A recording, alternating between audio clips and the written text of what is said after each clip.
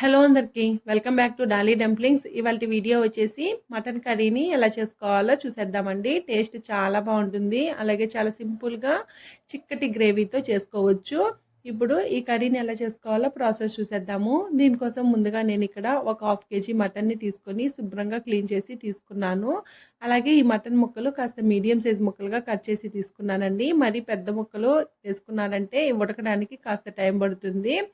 ఇప్పుడు ఈ మటన్ని ఉడికించుకోవడం కోసం ఒక కుక్కర్ గిన్నెని తీసుకొని మనం క్లీన్ చేసి పెట్టుకున్న మటన్ ముక్కల్ని ఈ కుక్కర్ గిన్నెలో వేసుకోవాలి.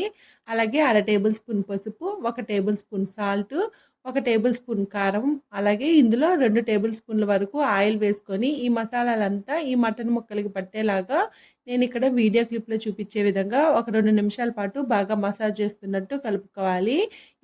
ఇప్పుడు ఇందులో ఒక పావు గ్లాసు వాటర్ని యాడ్ చేసుకొని ఒకసారి బాగా మిక్స్ చేసుకొని మూత పెట్టుకొని స్టవ్ ఆన్ చేసుకొని స్టవ్ మీద పెట్టి మంటని మీడియం ఫ్లేమ్లో ఉంచి ఒక 5 విజిల్లు వచ్చే వరకు ఉడికించుకోవాలి. మీరు లేత మటన్ తీసుకుంటే 5 విజిల్లు సరిపోతాయండి. ఇప్పుడు ఈ మటన్ ఉడికేలాగా మరో స్టవ్ మీద ప్యాన్ పెట్టుకొని ఇందులో 1.5 టేబుల్ స్పూను ధనియాలు, 1/2 టేబుల్ స్పూను జీలకర్ర, 2 యాలకులు, 1 ఇంచు దాల్చిన చెక్కని తుంచి వేసుకోవాలి. అలాగే 4 లవంగాలు, ఇందులోనే ఒక జాపత్రి, పావు టేబుల్ స్పూన్ సోంపు, ఒక స్టార్ అనాస వేసుకోవాలి. అలాగే ఇందులో ఒక పావు టేబుల్ స్పూను మిరియాలను వేసుకొని ఇవి లైట్గా కలర్ చేంజ్ అయ్యే వరకు వేపుకోవాలి. అలాగే ఇందులో 4 జీడిపప్పు పలుకులు కూడా వేసుకోవాలండి. ఈ జీడిపప్పు పలుకులు అనేది ఆప్షనల్, వేసుకుంటే కర్రీ టేస్ట్ బాగుంటుంది. చూడండి, ఈ ధనియాలు లైట్గా కలర్ చేంజ్ అయితే సరిపోతాయి. ఇలా కలర్ చేంజ్ అయిన తర్వాత ఇందులో కొన్ని ఎండు కొబ్బరి పలుకుల్ని వేసుకొని లైట్గా వేపుకోవాలి. ఇలా వేపుకున్న తర్వాత ఇందులోనే ఒక పావు టేబుల్ స్పూన్ వరకు గసగసాలను కూడా వేసుకొని ఒకసారి మిక్స్ చేసుకొని స్టవ్ ఆఫ్ చేసేసుకొని వీటిల్ని వెంటనే వేరే ప్లేట్లోకి తీసుకోవాలి, లేదంటే మాడిపోయే ఛాన్సెస్ ఉంటాయి. ఇవి పూర్తిగా చల్లారిన తర్వాత ఒక మిక్సీ జారుని తీసుకొని వీటిల్ని మిక్సీ జార్లోకి వేసుకొని మూత పెట్టుకొని మెత్తగా మిక్సీ పట్టుకోవాలండి. వీలైనంత మెత్తగా మిక్సీ పట్టుకోవాలి. చూడండి, ఇలా మిక్సీ పట్టుకున్న తర్వాత ఇందులో ఒక పావు గ్లాస్ వాటర్ని యాడ్ చేసుకొని మళ్ళీ మూత పెట్టుకొని మెత్తగా మిక్సీ పట్టుకోవాలి. చూడండి, ఈ విధంగా మిక్సీ పట్టుకొని ఈ పేస్ట్ని పక్కకు పెట్టుకోవాలి. ఇప్పుడు మటన్ ఉడికిందో లేదో ఒకసారి చెక్ చేసుకోండి. చూడండి, నాకైతే 5 విజిల్కి మటన్ ఉడికిపోయిందండి. ఒకవేళ మీకు ఉడకపోతే మరో 2 విజిల్లు వచ్చే వరకు ఉడికించుకోండి. ఇప్పుడు దీన్ని పక్కకు పెట్టేసుకొని స్టవ్ ఆన్ చేసుకొని కడాయి పెట్టుకొని 3 టేబుల్ స్పూన్లు ఆయిల్ వేసుకోవాలి. ఆయిల్ వేడిన తర్వాత ఒక మీడియం సైజు ఆనియన్ని చిన్న చిన్న ముక్కలుగా కట్ చేసి వేసుకొని ఈ ఆనియన్స్ లైట్గా కలర్ చేంజ్ అయ్యే వరకు మధ్యలో కలుపుతూ వేపుకోవాలి. ఇందులోనే ఒక 2 రెమ్మలు కరివేపాకును కూడా వేసుకొని ఒకసారి బాగా మిక్స్ చేసుకోవాలి. అలాగే 1 టేబుల్ స్పూను అల్లం వెల్లుల్లి పేస్ట్ని వేసుకోవాలండి. ఇక్కడ నేను అల్లం వెల్లుల్లి పేస్ట్ వేసిన వీడియో మిస్ అయిపోయింది.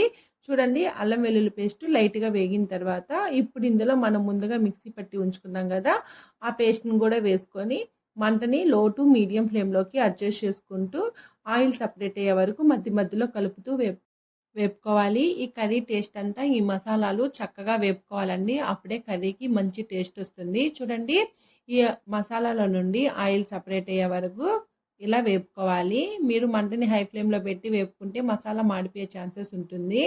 ఇప్పుడు ఇలా వేగిన తర్వాత ఒక చిన్న సైజు టమోటాని చిన్న చిన్న ముక్కలుగా కట్ చేసి వేసుకోవాలి.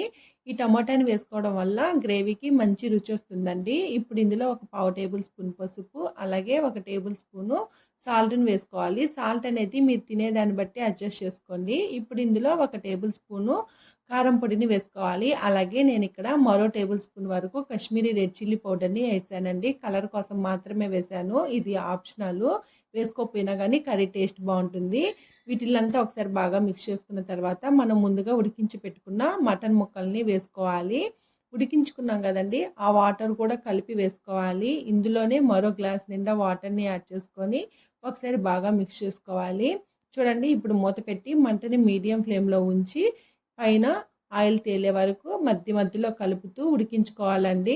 మళ్ళీ మూత పెట్టుకొని మళ్ళీ మంటని లో టు మీడియం ఫ్లేమ్లోకి అడ్జస్ట్ చేసుకుంటూ ఈ మటన్ని ఉడికించుకోవాలి. చూడండి, కర్రీ కన్సిస్టెన్సీ కాస్త చిక్కబడే వరకు ఉడికించుకుంటే సరిపోతుంది. ఇప్పుడు ఇందులో ఎలాంటి మసాలాలు వేయాల్సిన అవసరం లేదండి. ఇప్పుడు సాల్ట్ సరిపోయిందో లేదో చెక్ చేసుకొని ఇందులో సన్నగా కట్ చేసుకున్న కొత్తిమీరని వేసుకొని ఒకసారి బాగా మిక్స్ చేసేసుకొని స్టవ్ ఆఫ్ చేసేసుకోవడమేనండి. ఇది కాస్త చల్లారిన తర్వాత ఈ గ్రేవీ అనేది చిక్కబడుతుంది. అంతేనండి. మటన్ కర్రీని సింపుల్‌గా చేసేసుకోవచ్చు. టేస్ట్ కూడా చాలా బావుంటుంది. ఇది రైస్‌లో గానీ, చపాతీలో గానీ, గారెల్లో గానీ ఏ కాంబినేషన్‌లో తీసుకున్నా చాలా బావుంటుంది. చూసారు కదా! మటన్ కర్రీని ఎలా చేసుకోవాలో ప్రాసెస్ ఏందో. ఈ వీడియో మీకు నచ్చితే లైక్ చేయండి, షేర్ చేయండి, కామెంట్ చేయండి. మరిన్ని రెసిపీస్ కోసం మన ఛానల్‌ని సబ్స్క్రైబ్ చేసుకొని నోటిఫికేషన్ సింబల్‌ని ఆన్ చేయండి. మీరు కూడా ఈ కర్రీని తప్పకుండా ట్రై చేసి మీకెలా కుదిరిందో కామెంట్ చేసేయండి. Thank you for watching.